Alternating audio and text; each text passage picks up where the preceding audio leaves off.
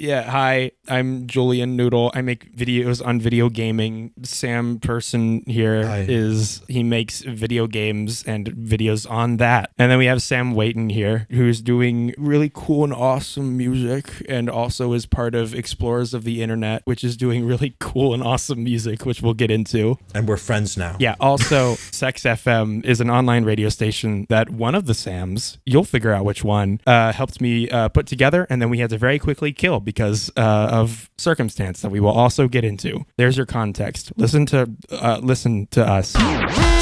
All right. Okay. So I see how it is how I want to start this off.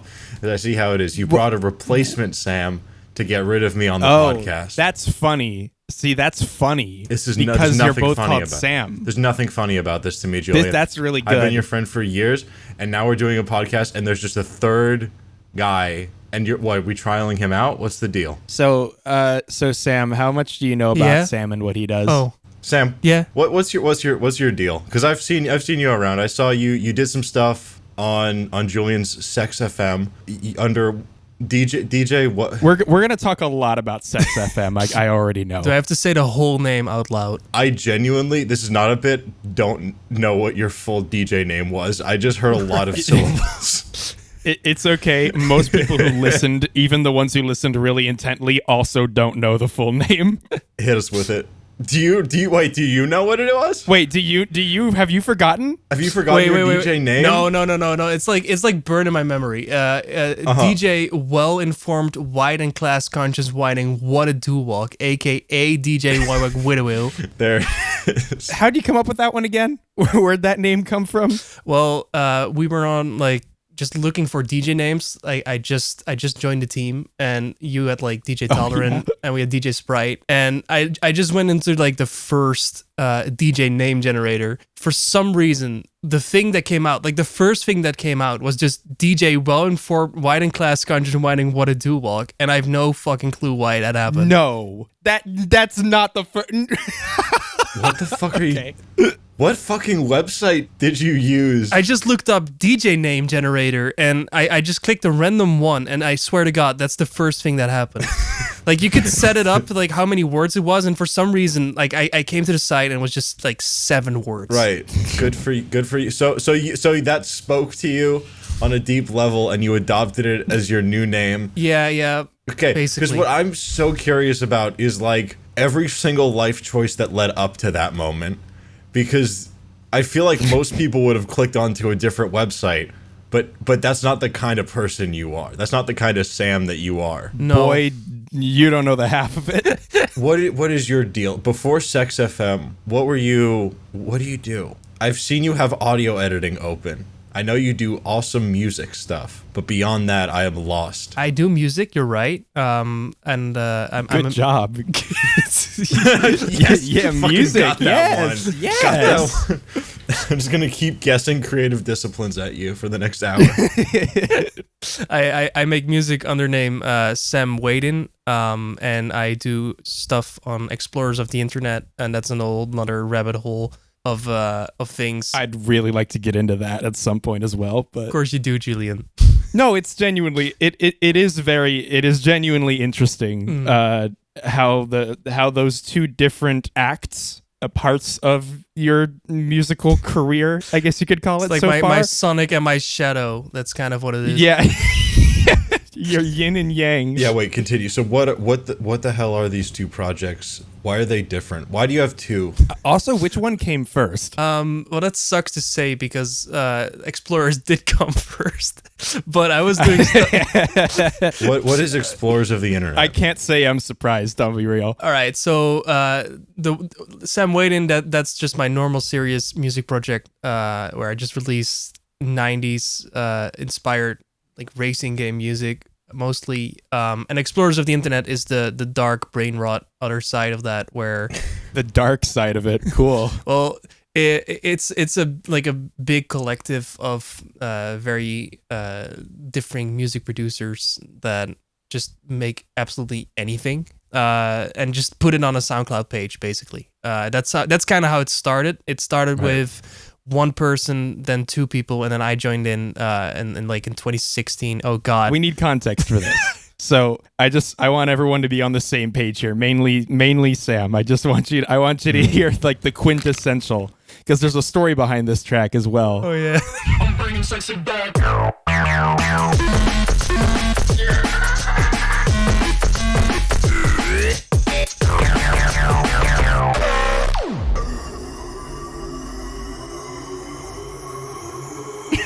I'm letting this marinate.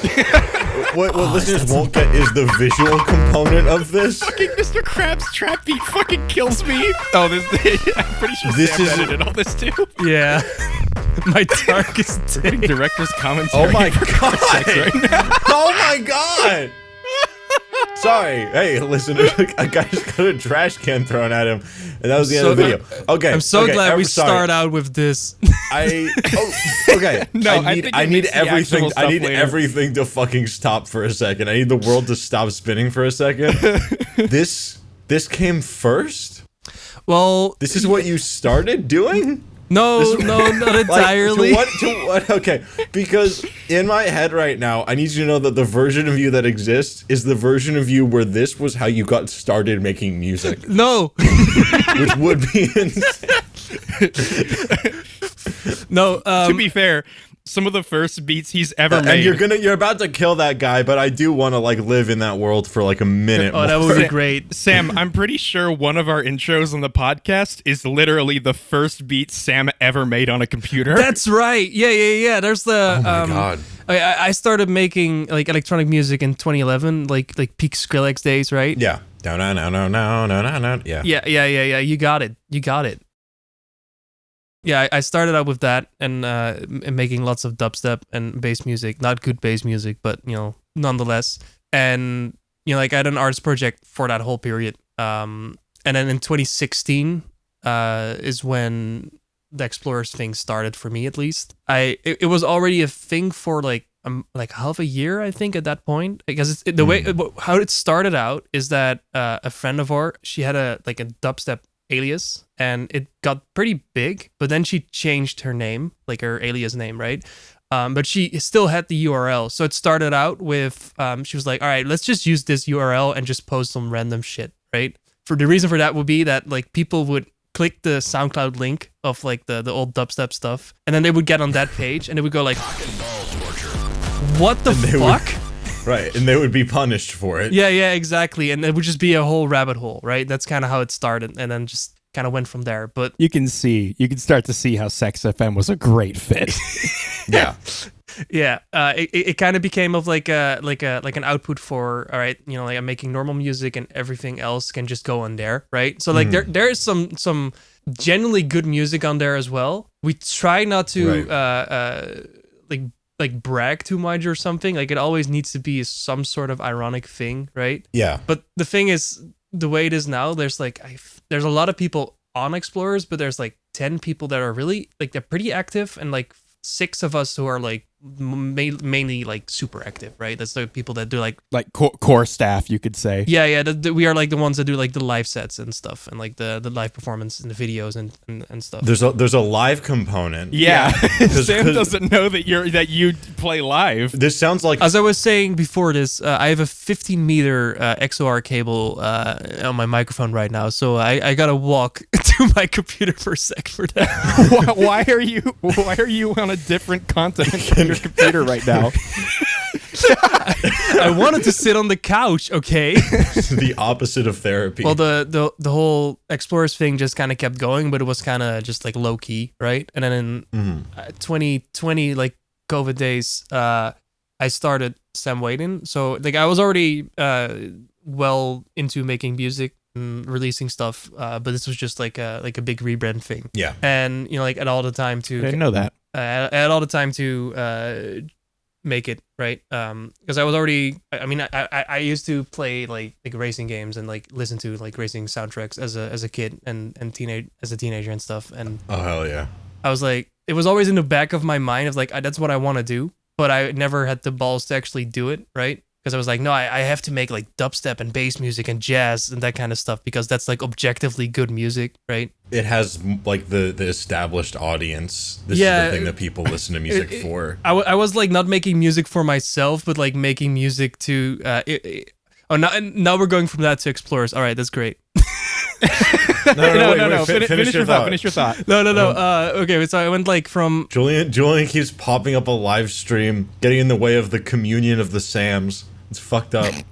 Like I really just made music at that time. Like before then, that was just like, all right, I think that people will think this is good, right? So like, very interesting chords, very insane sound design, that kind of stuff. But I just showing off. Yeah, well, it kind of felt like that, but I was just not really that good at it. Like I learned all the tricks, but I could just never be as good as like my friends and like other like producers I looked up to. So I kind of just stopped doing that and just completely just started from scratch with making music. And then I found like a whole bunch of like I just basically completely learned how my like peers make their music, right? Like how did like Kota Takahashi make his stuff in like Ridge Racer Type 4, that kind of stuff, and I went through a whole rabbit hole and I learned a lot. And then like I found out that all those things I learned back in when I was making like dubstep and like jazz stuff, that still is really handy when you're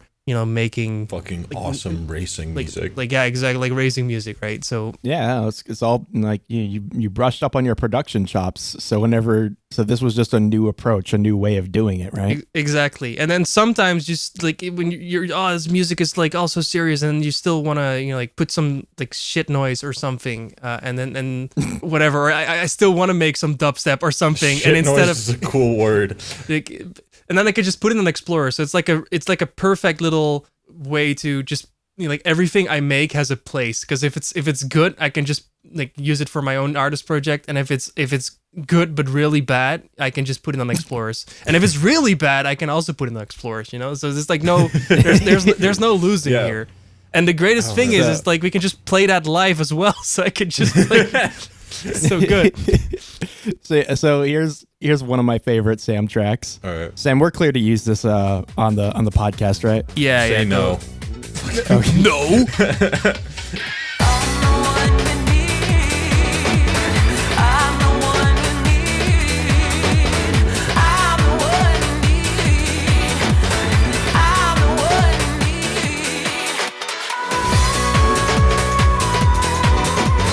Pretty sure I sent you this while I was working on stuff before Sam and I spoke. I love that you framed this with the fucking CD case, jewel case, and then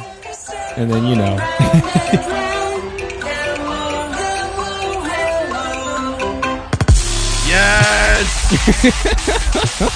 Yes. This fucking rocks, dude. This was absolutely the greatest feeling of my life. There's a lot of people there, by the way. Like, I just need listeners to know there are a lot of people in that fucking audience. They're going in a circle. This was at Rampage. The Rampage is like one of the biggest EDM festivals in the world right now. It's the biggest dubstep drum and bass festival in Europe. Like, so we've been asked the third time as well this year, which is like crazy. What? I keep asking you That's back. exciting. Yeah, we don't know.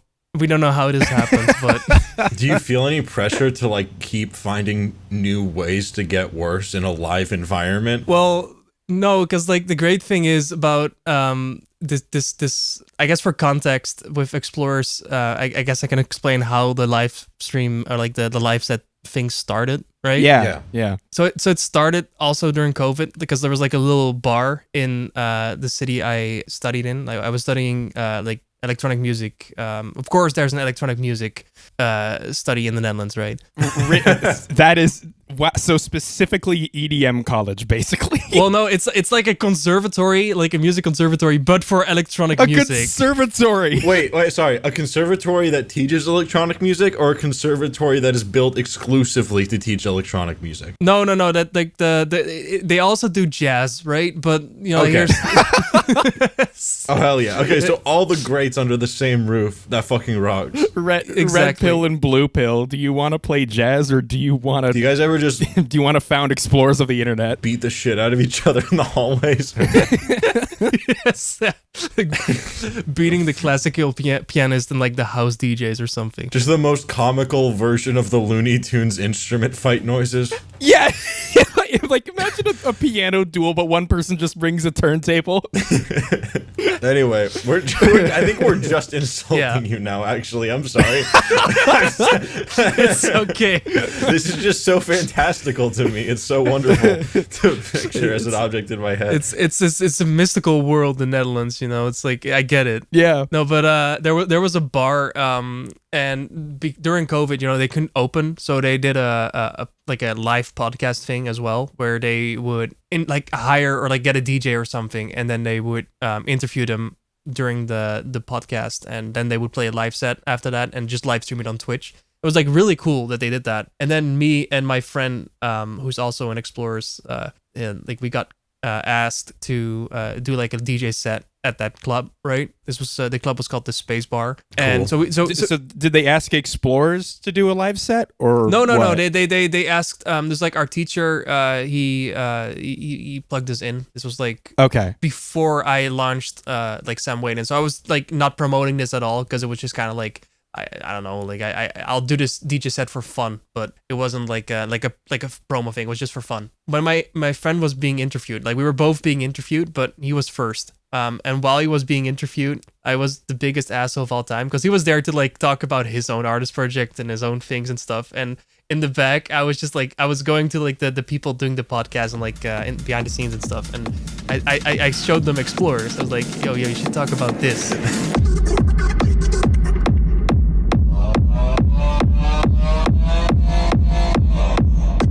And then they started like playing that in the background, and they just start dying. No way. And then during the live stream, it's like suddenly it's like the guy's like, wait, I gotta show you this. And then you just see my friend like, look what's going on, right? It's like, so Explorers of the Internet, what is that? And you just see my friend just like so fucking disappointed. It's like, that's dad. Dude. So everything account. that has come after is just cosmic penance for that moment is what I'm hearing. Because we were they were playing some random ones. Of course, they played like some of the just like the latest ones. So it was like not the popular ones, but just the last four or something that were uploaded. But they were like coincidentally really good ones, and I mean bad ones, but you know, good ones. Like good, yeah. Because there's some uploads on there that are just like the worst thing you've ever heard in your life, just like a kick drum or something and a snare, and it's like distorted, and that's it. The beat kicks, then I start rock. Yeah. Like, there's nothing good about it. But they heard it, they loved it, and then afterwards they're like, dude, you need to play an Explorer set. And we're like, dude, what the fuck are you on about?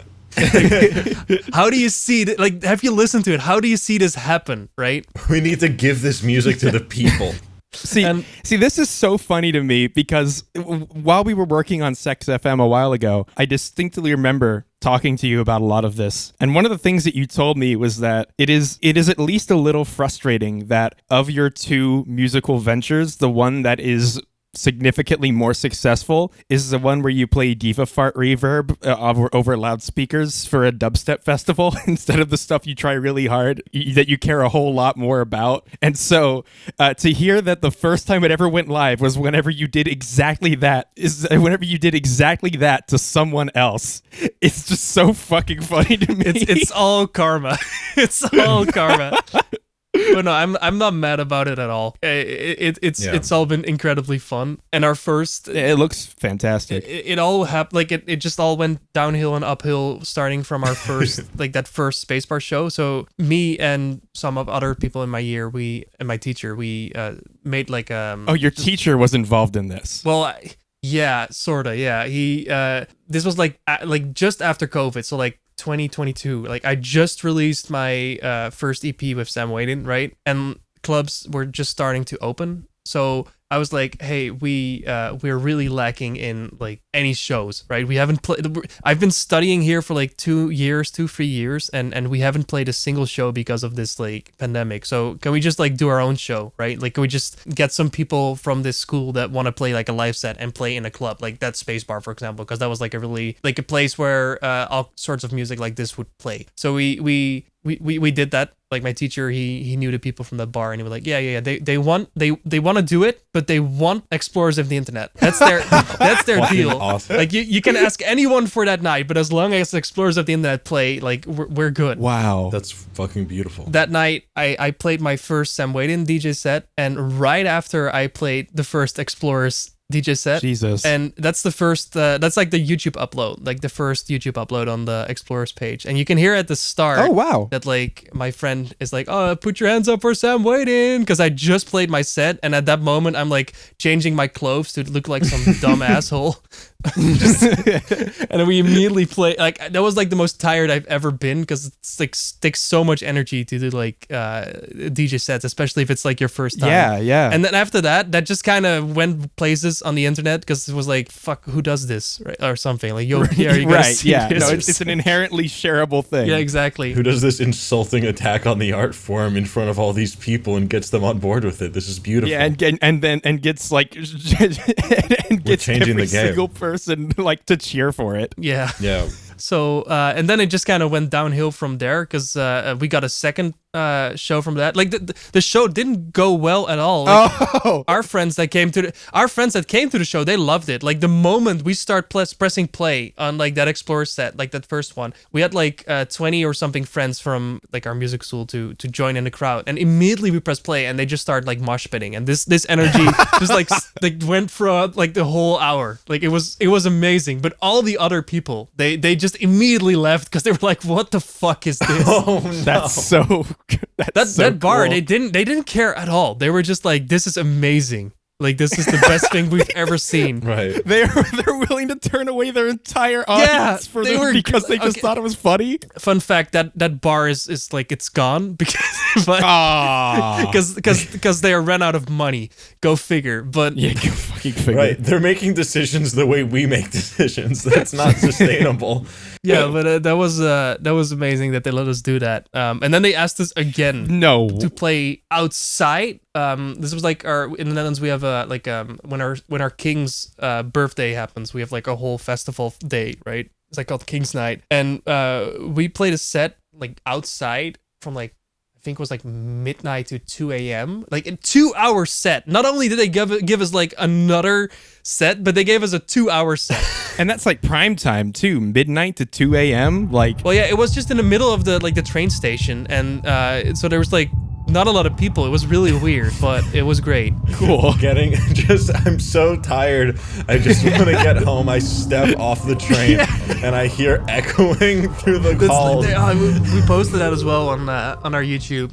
Yeah, can you please tell the car sex origin story? That one killed me. Because that's right around the same time here too. That's one of the things that puts you on the map. Yeah, that's of course car sex. That's okay. It started out. Just for some context, I got like asked by I was in my almost last year, I think, or like third, fourth year or something of my my study, and then a first year, or maybe it might have been like a second year or something. Like a junior to you, someone with less experience. Yeah, exactly.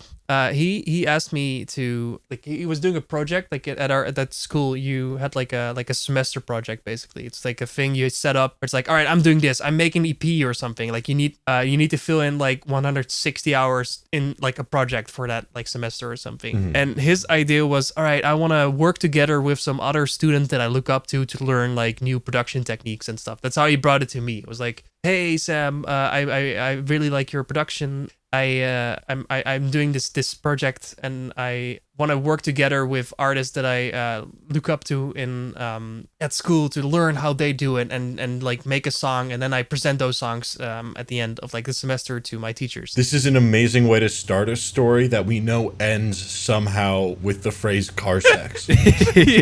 Being like a project. Continue, sorry. It's not going where you think it is either.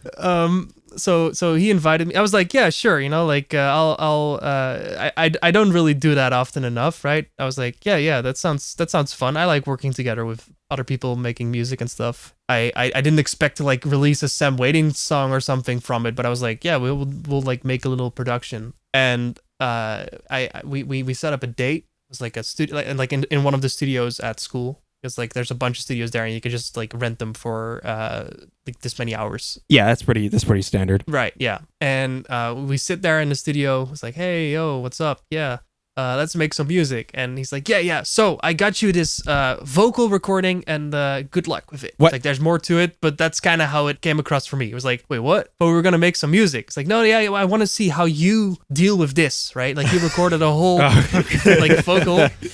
And throwing down the gauntlet in front of you. Here, fucking yeah. Do some jumps for me. Like not even a sample pack. Just like here's 2 things. Here's my Mr. Fucking Beast figure challenge. it out. He recorded a whole vocal, and I was. It's like there was like. Oh, okay. You made it sound like you just found a vocal somewhere. No. He like recorded like a female student, just like with some song, and I don't know what song it was. Like there was like no context for me, and it was like a pretty strange time signature and a very like a major happy chord progression and stuff, right? So I was just kind of sitting there, what, right? Like I thought we were gonna like just make some fun stuff together, right? But now it's just me like trying to make this vocal work, a vocal I didn't choose to make. Now it's you being given an assignment. Yeah, so I tried everything, right? I tried making it like hyper pop. I tried like because I didn't really like the vocal. Like I didn't really know what to do with it, so I was just trying to mess it up so hard that like it would work in a way. That's why I went for like I don't know hyper pop or something, because I can just auto tune it like so much that it's like a different key or whatever. But no.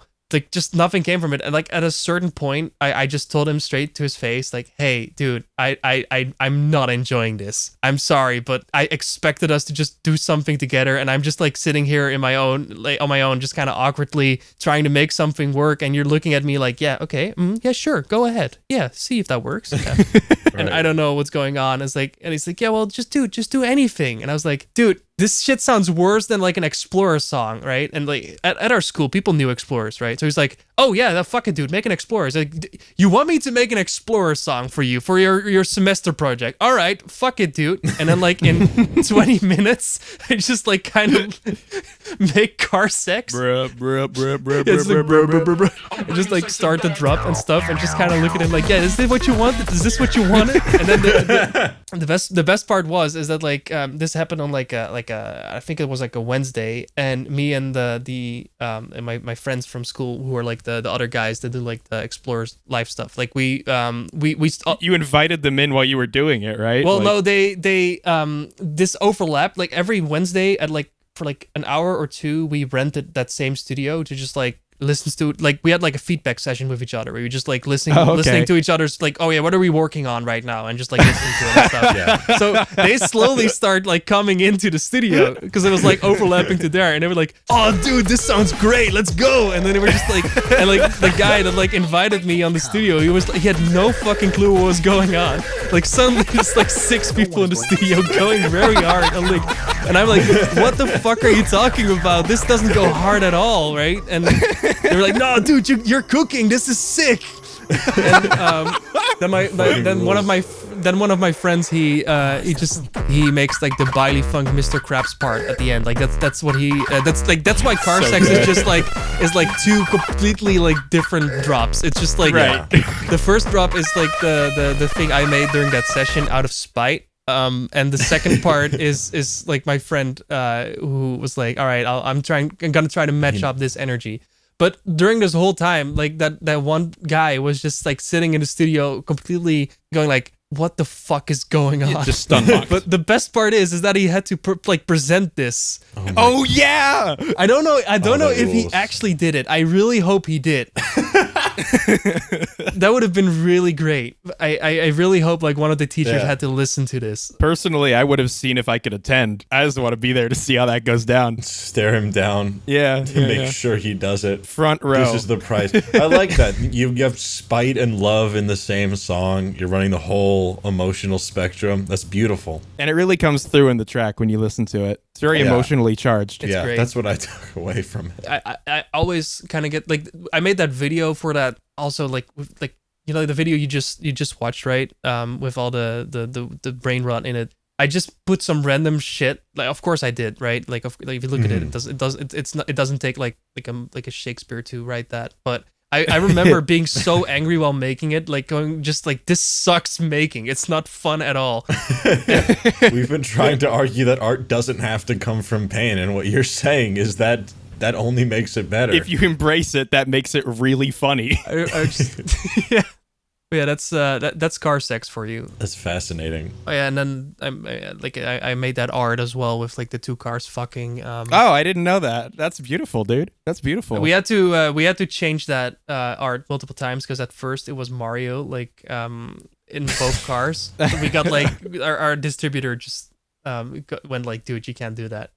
It's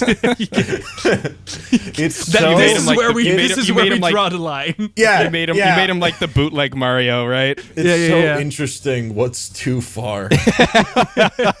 Yeah, you mentioned this earlier, that like, is there, I've run into the thing where people expect me to have like a dynamic between my shit posts and the stuff that I make that I care more about, where it's like the stuff Julian was saying, like, doesn't it fucking annoy you and anger you and infuriate you that more people like the goofy silly than like the thing that's the big one? And I mean, I'm curious if that exists for you on Explorers and Sam Waitin shit. I don't know. I don't really have that personally, because it feels for me like Sam Waitin, that's like a slow cooking thing, right? That just grows over time, and it's already doing like way better than I was ever expecting it would do, right? Oh hell yeah. Like I'm not playing like Rampage with it, even though like Rampage wouldn't even fit with that kind of music. It would be great, but for me, it's like just being able to play shows with my friends, and just like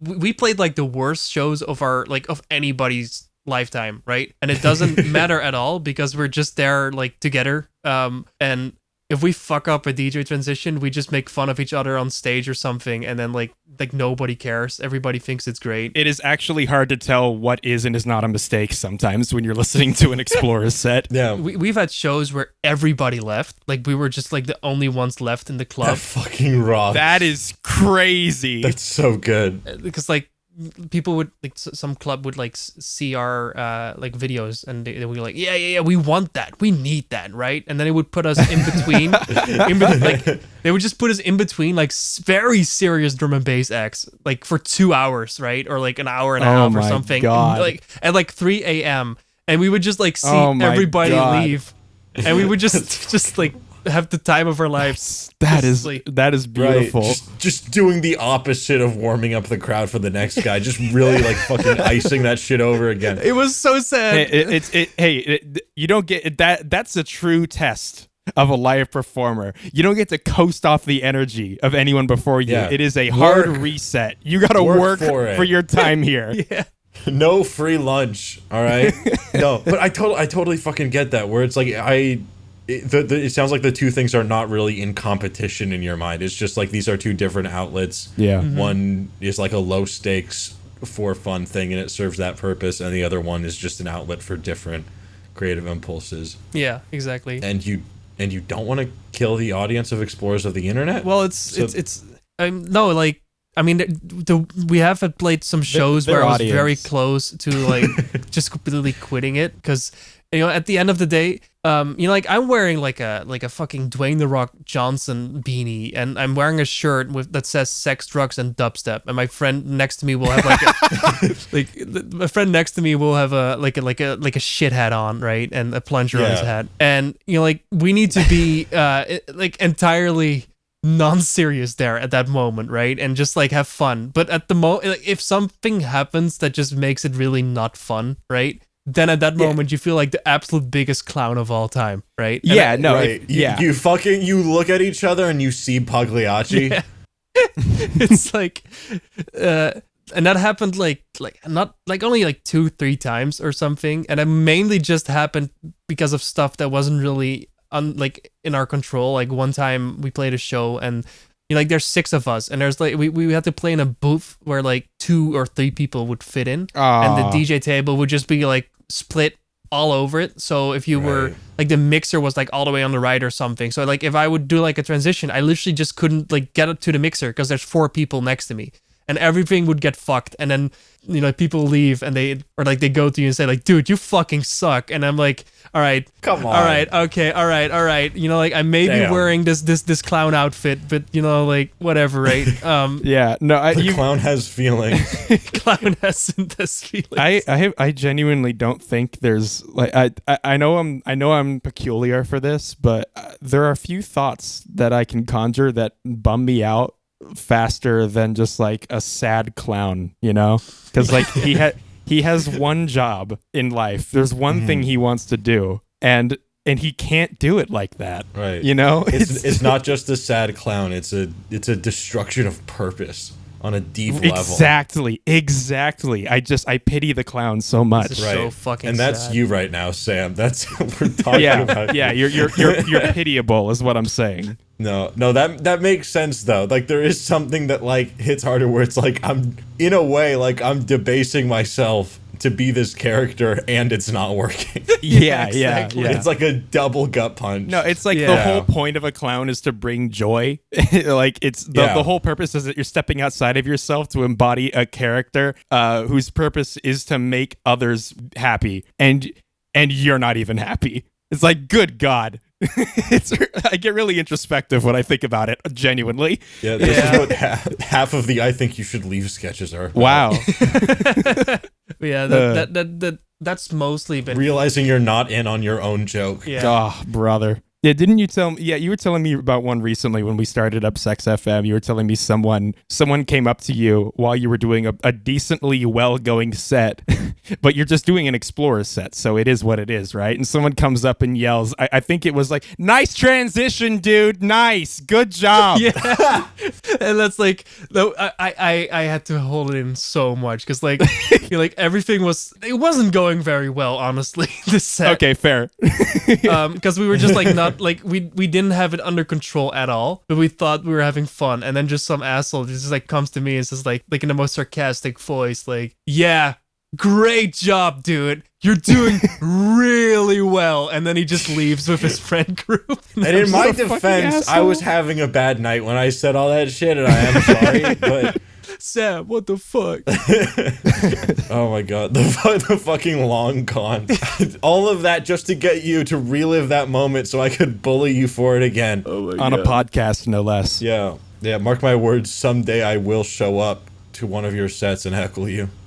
Oh man, shown your vulnerability. I wish you would all see an Explorer set at some point. It would be great. Oh, that would be fun. I'm gonna make it happen. I swear to. I will attend one at some point in my life. That would be great. We're playing London like in May or something, and that's. I have not been to England since I was 4. Oh, that's right. Yeah. England and America is not the same country. Shit. Yeah, I mean they're like they're like both over there. How did that happen? It's a long story. And it starts and ends the same way. What are you up to right now? Well, Sam, thank you for asking. Yeah, this is just us now. Julian, Fuck you. pipe down. Hey guys. Yeah, for Sam Waitin, I got a whole bunch of music ready. You told me you have like at least 2 EPs just like queued up ready. Yeah. Holy shit. I need one more track for both, which fucking sucks, but they're almost there, right? And I got a third one that is a little more silly. That's like a little bit of I guess like a bridge between like Explorers and Sam Waitin. It's Oh hell yeah, my favorite shit. It's like borderline, if that makes sense. Yeah, and I kind of see stuff like Milkfish occupying that space where it's very tongue-in-cheek, but it is also just some of the hardest shit I've heard in my life, you know? right, yeah, because like overall, I want Sam Waitin not to be like a meme, right?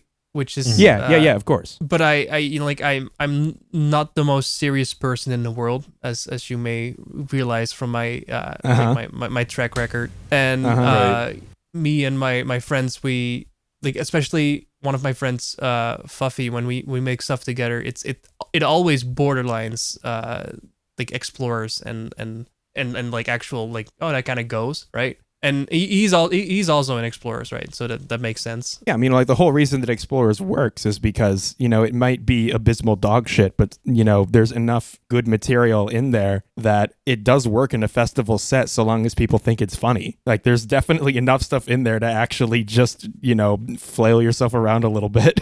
Yeah. Exactly. Like, if it was just Vine booms and diva farts, I don't think it would have the level of success that it's found. I think so too. It's like well controlled chaos in a way. Yeah. And it's also great that like some of the behind the scenes, like some of the people that like make some of these like Explorers uploads, they're like really really good in like a certain like they'll make like one upload or something in Explorers or like a few and it's just like super high quality and like sometimes we don't even know who did what. Oh really? It kind of like it's pretty bad sometimes, but like it's great. Wow. But yeah, we've got like a few EPs ready for Sam Waitin. Like one like the Goofy EP, I recorded like a music video for that. That was like last year, and I'm still editing it. Oh hell yeah. I'm kind of like contemplating when I'm releasing what. Right, they want to release like the goofy thing first, or like the more like regular stuff first. Yeah. That's kind of like I want to go from there with like Sam Waitin this year. So like a lot of music is getting released, and then with Explorers, we're just somehow still doing shows,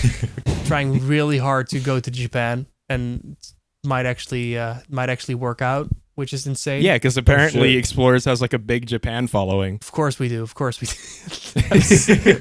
Right, the art of the shitpost flex. This is how you do it on all fronts. This is how you gain like the whole world, right? No, you get it. Mm-hmm. I think it's a good sign that I mean, shout out to his family. Obviously, shout out to his family. Obviously, like it's this is anecdotal, but I think it's a good sign that I came across both things that you do independently and only learned that you were behind both of them like months later. Right. Yeah, how did you find out? Like Twitter. I didn't say that I was that, right? There is exactly one time anywhere that it was said, and it was on the Dickify download page. Oh, you're fucking joking. Yeah. What? Oh yeah, Dickify.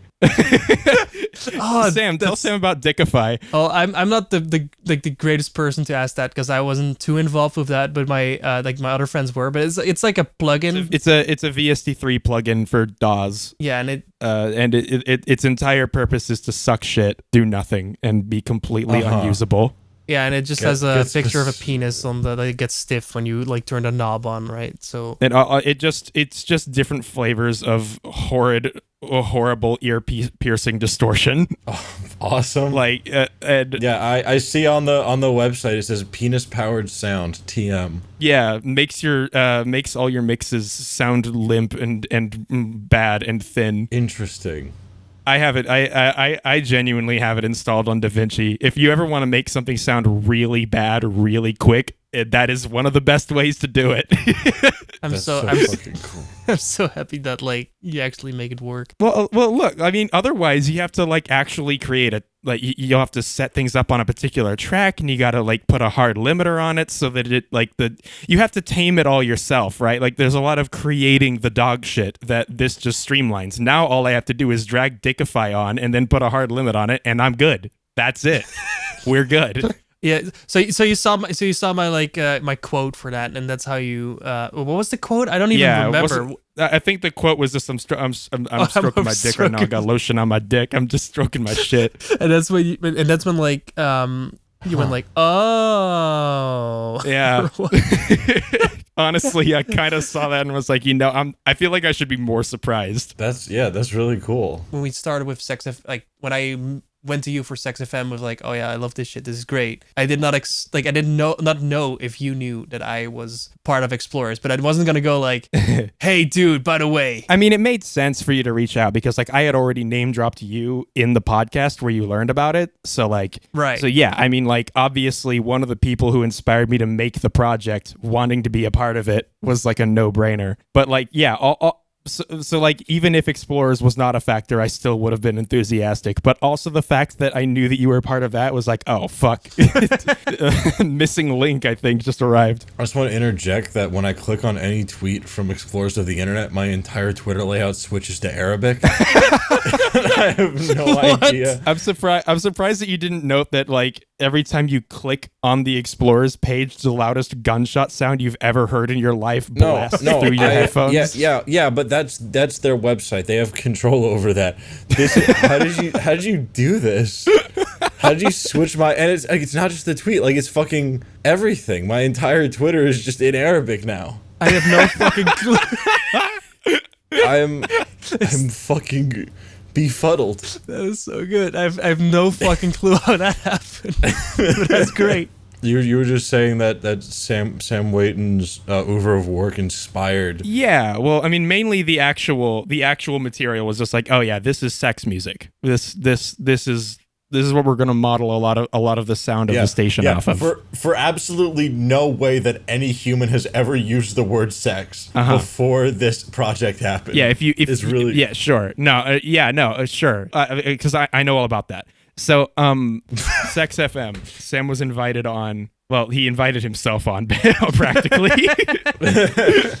I really thought that you were just going to you were just going to throw some stuff at the wall here and there. I did not plan on leaning on you at all for this project, but you just kept taking on more and more work because you thought it was funny. And by the end, you are basically like the person who, you are one of the 3 people who put the most work into the station out of everyone there, I think. Like you were trimming down songs, you were creating tracks for the station, you voice one of the DJs, you're doing a third of the intros and outros, you're helping to write the lore with us on it. Good God. it escalated so quickly. It was great. Yeah, it was we haven't even talked about the fact that we had to shut the thing down on the podcast yet. That's still oh shit. Yeah, that's a whole thing. Shall we get into that? Yeah. It's great. So we had the really interesting problem. No, Sam and I did talk about this a while ago, didn't we? Where we talked about it's that episode's about to come out. It's not out yet. Where we I told you that we had to shut it down because it was getting too expensive to run. Yeah, we may have. I think we mentioned that. Surprise! Yeah, they had to shut it down because it was getting too expensive to run. Yeah, the long and short of it is that the way that the station works is we go through a service called Live 365 that handles licensing and distribution, because if we didn't get a license to play all of the copyrighted material we were broadcasting, I could get sued a lot. And also, it's nice to know that the money is actually going to the artists that we are streaming, Definitely helps. Yeah. So it's not just discoverability, like there is actually revenue being sent there. But so many people really liked SexFM that the listenership within a week, and I do mean within it was I think we did a proper launch and on a certain date, and then about 7 or 8 days afterwards we had blown through 90% of the highest tier that the Live 365 offers for music licensing. And, our budget was almost up, and I started having to pay overage fees for the amount of people tuning in. It was horrifying. It was insane to see how fast we went from, all right, this is gonna be just a fun little thing, to okay, people are interested in it, this is great, to okay, this might cost a little money, to oh god, this is costing a lot of money, oh god, I'm gonna go bankrupt if I don't pull the plug right now. Yeah, this was very funny because again, I was not working on this. I just was spectating Julian speed running the launch and death of a live service, which was it was kind of beautiful in a sun exploding kind of way. Yeah. We had to do a lot of creative problem solving, especially in terms of how to wrap up the story. We decided on one day, okay, we have to pull the plug on this, and also we have to pull the plug on it a day or two from now. And we've done a lot of myth making, created a lot of lore for a lot of stupid characters on this. So it has to be definitive. We need to, there needs to be a story reason to go off air. There needs to be payoff for those who have been listening. And just a logistical nightmare. Because in 2 days is not a lot of time. We're all on different sleep schedules in different parts of the world. Everyone who's involved in the project and writing for it, recording for it, putting it together. Christ, I can't believe we pulled it off. I would ask Billy to show parts of it, but it's kind of a slow burn. You have to listen to the whole thing in order for it to work. So I've kind of talked myself into a hole here. How long was the like final death of SexFM? Difficult question to answer. The most straightforward one is like a few hours. 2 hours is whenever the programming stopped being random and started being entirely explicitly planned out. I created a playlist. Billy, could you play that whole thing right now, and then we'll get back to the conversation? Thanks. Yeah. I can't even tell people listening to like, here's the archival version of it if you want it, because like I can't legally distribute that anywhere. Yeah. The fans will take care of it. I'm sure. The legal gray area will persevere until it doesn't anymore. Like I saw some people that said they just like archived hours of it, and like, we were I cannot legally comment on that. I also saw some people saying that. I sure saw people saying that as well. I can't believe they would say that. Like I can't believe it. That's really awesome. People say things. Yeah, it's great. It's beautiful. Guys, if you want to see people say things, you can look it up, and you can see them maybe do things too, if you want. Yeah, this is really great again because this is just the experience of working on a game and then having it get fucking pulled, and then being in the position of God, I hope people pirated it. That's the only way it's gonna fucking live on. Please, for the love of God, I hope someone cracked the DRM. How do you think the developers of Battlefront feel seeing the Wii version of the third game that was basically finished just now become fully playable on an emulator? It probably feels like a fucking miracle, but honestly, we could try to ask. That would be a crazy guest episode. But also, like, unless they've left the game industry, I don't know if we would be able to relay that message. Well, we'd have to anonymize it. Yeah, we would. Yeah. Yeah, I don't know. That would be funny. Because that is like it's fucking in a way it's nice that SexFM was able to live and die the way that it did, because there are clear ways for I do plan on bringing it back. Right. We all are planning on bringing it back. But much like another guy who died for a little bit and then came back, SexFM will return. Just got to hang in there. But yeah, it is kind of nice that there was such a clear way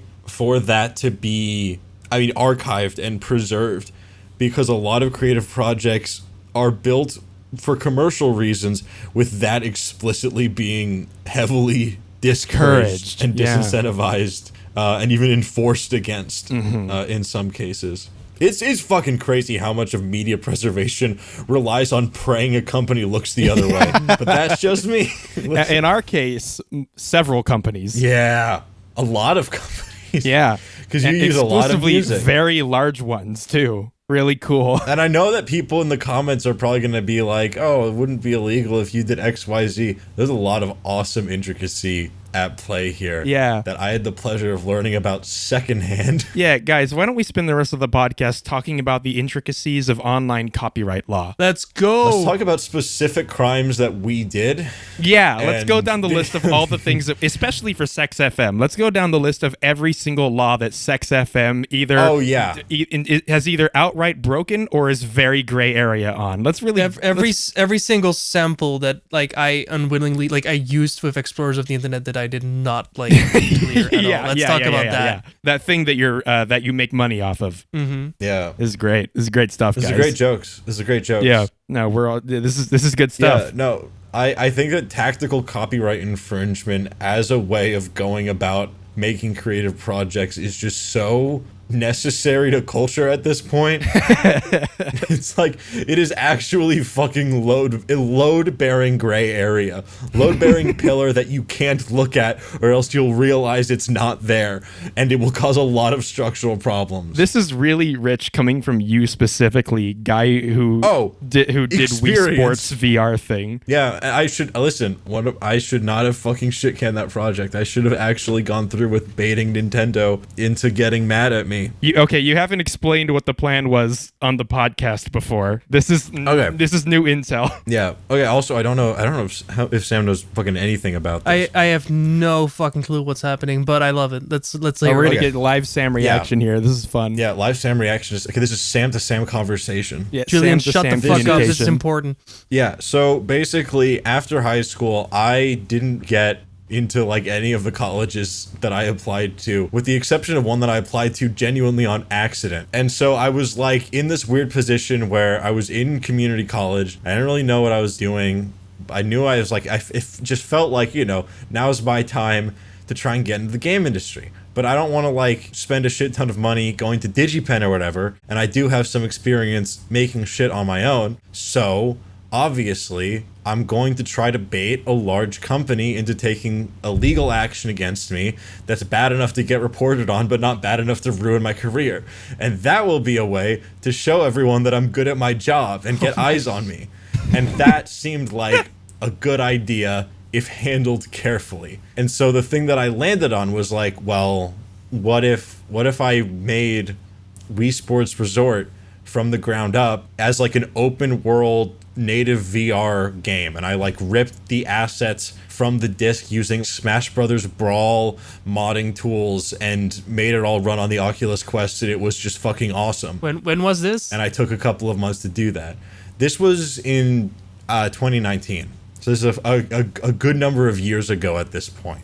And so I did that, and I got someone to I think their moniker, at least at the time, was like Super Pixel T, to like write a music for it, a song for it. And the idea was that I was going to release all of this shit at once. I was going to release a video on the thing. I was going to make the demo publicly downloadable, which is a thing you're not supposed to do with copyrighted assets. And I was going to try and make as big of a splash as possible. You weren't going to charge for it. I wasn't. That doesn't fucking matter. Yes, it does. Oh my God, yes, it does. That does not fucking matter in the way that people think that it matters. You're still doing copyright infringement if you don't charge for it. That's not a get out of jail free card. It's not about get out of jail free card. It's not about the legality of it. It's about how the companies will respond. Nintendo is going to be a lot more angry with you and are much more likely to fuck you if you ask for money while infringing on their copyright. Well, first of all, that would have been fucking insane because I didn't want to finish the thing. I also, like, part of my gamble was that I wanted it to get taken down before I finished it. Okay. I wanted to have like a complete demo that you could play several sports of, and I was hoping that it would get taken down before I, had to do the whole rest of it. And it also would not have helped me if I charged for it, because putting up a paywall for it, one, makes it less would shareable. have made me look fucking stupid, but also, it makes it less shareable. And this was around the time that I actually spoke with Zolivir for the first time. I don't remember why, but I remember Zolivir is a friend of podcast, guy who runs Strange Scaffold. Yeah, and he advised me in very serious terms to not do this. Something which he now, I'm proud to say, has said that he regrets, because he didn't know me and he didn't think that I knew what I was doing. But I honestly believe I could have fucking threaded that needle. What ended up happening was I released this kind of... Nintendo, if you're listening, we're still open. Send us an NDA anytime. I'm joking. None of this happened. I'm lying about all of it, okay? I'm not even real. They can't do anything, dude. You didn't commit to any of this. They have nothing. They couldn't do shit. What happened was I released this little video that was it wasn't that good or interesting. That was showing off the work that we'd done, I guess that I had done, and the song that was written for it. And I didn't release it, and it did almost nothing. I kind of quietly killed it, and I haven't brought it up much since. Damn. But all of it didn't fucking matter, because like a month or two later, Desktop Goose came out, and then fucking blew the hell up, and I spent like 5 days on that, and it was nothing. Yeah. Yeah. And there were like longer term attempts at that time, because the other thing that was happening was like Wii Sports shaped hole in the VR market existed, and like Rec Room was a thing, not quite in the way that it is now. And so I was for a minute still trying to swing like, well, I have all of this infrastructure here, what if did this as an original, but that didn't go anywhere, and it has now become a strange that ship tactical has copyright footnote. But that ship has sailed. Is very much sailed in so many ways, but it would have been cool. Also, none of this is advice. Don't fucking attribute it back to me. If you know what you're doing, then you know who you are, and if you don't know what you're doing, not my fault. Sorry. But yeah, no. I No, honestly you should put Mario on the cover art of your EP. Because is kind of like you should put Mario on the cover art of your EP. Yeah, this is what we've been building towards. Good but to I don't know, know. good to It's know. like you can, especially we've had the whole fan game conversation. Sam, I think but- whenever you put out the next EP, Yeah. I think you should have like featuring Mario in like in one of the tracks. Yeah, that sounds like a great idea. I will do that. Thanks, Julian. thanks. Just make sure to credit me as like one of the co-writers for that. I mean, I've literally like the first EP I did. I put some logos in there to just like flare it up a bit, right? And I downloaded like No, don't do that. yeah. Oh hell yeah! Yeah. I had like a whole pack of like like logos, like CD-ROM, like Dolby Digital, like that kind of stuff, right? Oh God, Yeah. no, no. Yeah. Okay, so first off, I was smart enough to I did do the Dolby Digital one, but I changed it to Boldy Digital. That's fucking cool. So like yeah, all right. I was smart enough to do that, but with the other ones, I was like, I don't know, like CD-ROM. Who the fuck cares, right? It's a CD-ROM. Everybody can buy a CD-ROM. Who there's owns?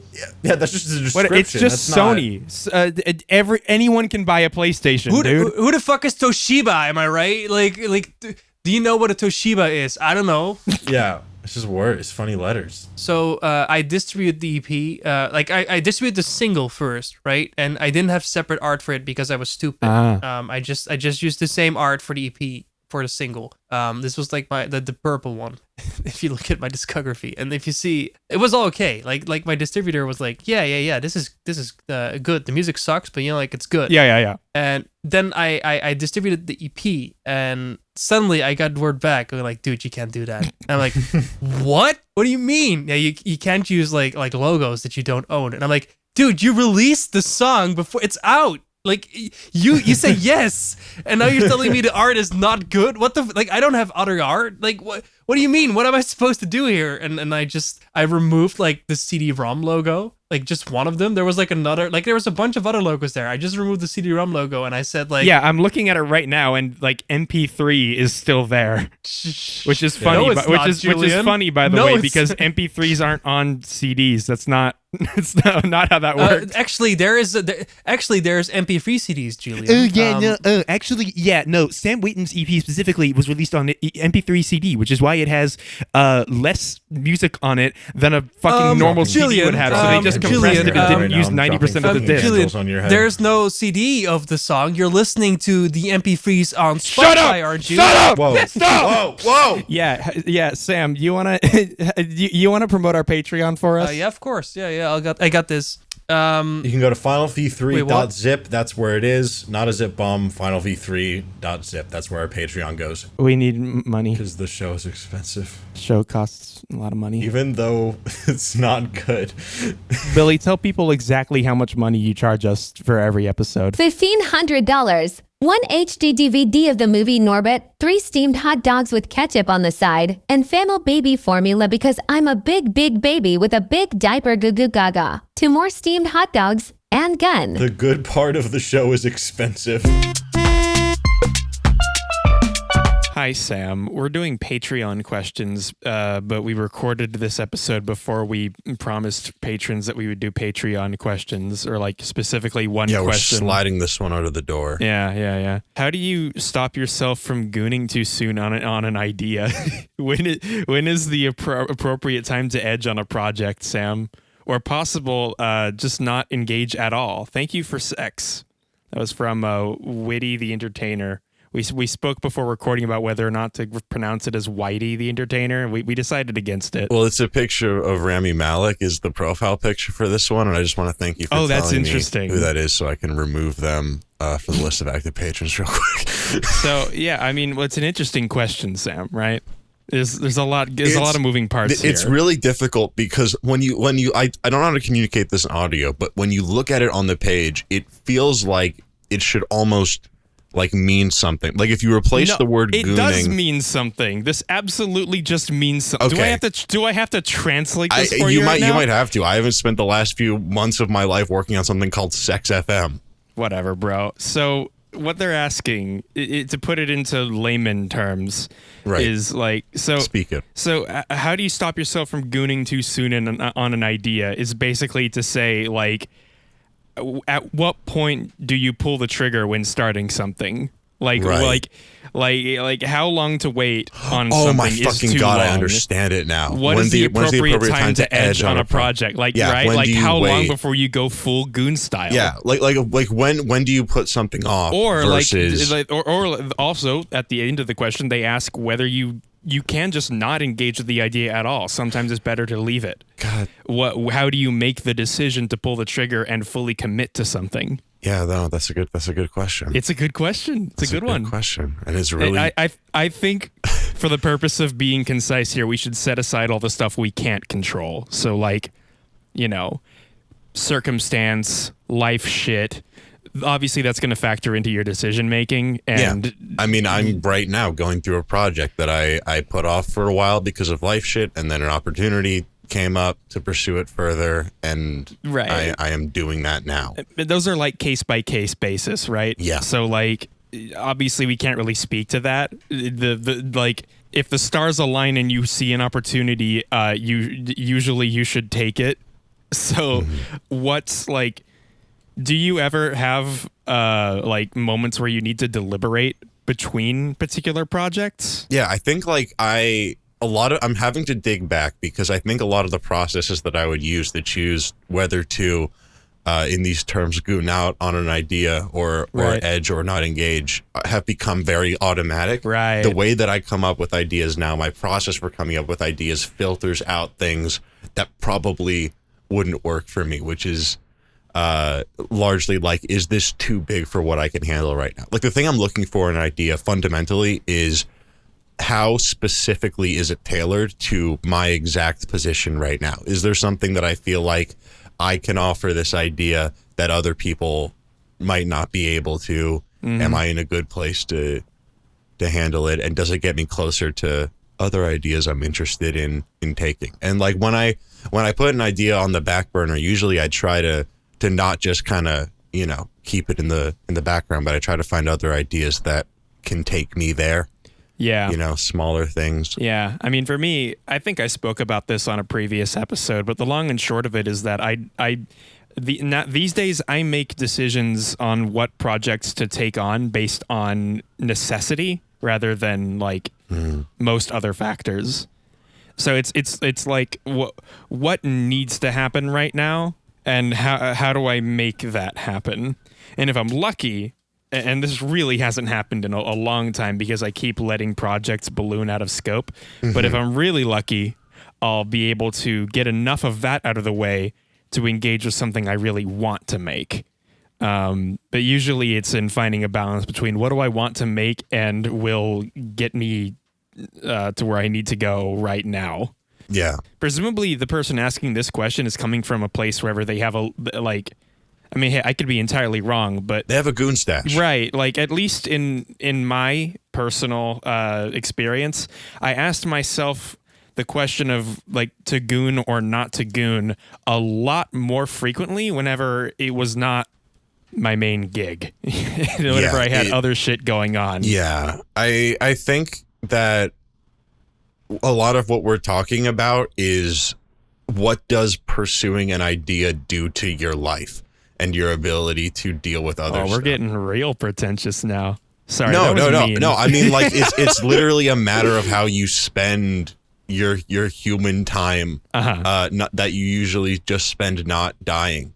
And this is like our analysis TM is fucking impacted by the fact that we do this full time. This is our lives. Whereas the person who's asking this question, very much, it might not be the case. Yeah. And so, like, in which case, like, I would almost go even further in terms of being like, if there is an idea that feels like you would need to edge on it for a while, I would like kind of set that aside maybe and figure out what you can do in the immediate term, because one of the things I do think is generally true is like, it's always better to do stuff than to not do stuff. That's what I was gonna say. Is like the biggest thing that gets in the way of any creative project, especially when you're at the stage wherever you're not sure whether or not you're ready for it, and you know you're not you're not super experienced when it comes to creating a particular thing that you're eyeing. Like your brain will come up with a million fucking reasons to stop you from even bothering, and it's going to come up with a million more once you start, because it's not going to be what you want because you've never done it before. You know it's going to be bad when you make it, and it's so cool. No, you in your don't head. though. That's the thing, is whenever people are really fresh, they don't know that their first few attempts are going to suck ass and they're going to hate them. Like, usually that's a really rude awakening. And more often than not, I'd go as far as to say, I think whenever someone starts something new and they realize they suck ass at it, that's where it stops. You've got to really understand that you're going to suck going in and then come to terms with that. Because it never stops. Yeah, like whenever you're trying something new, you're going to be bad at it. And you should focus on proving that as quickly as possible so you can get over it. Yeah. The thing that I would usually say is don't think your way out of doing things. Yeah. But there are two other terms that you could use here for an equally valid sentence. And I'll leave that as an exercise to the listener. Hope this helps, Whitey.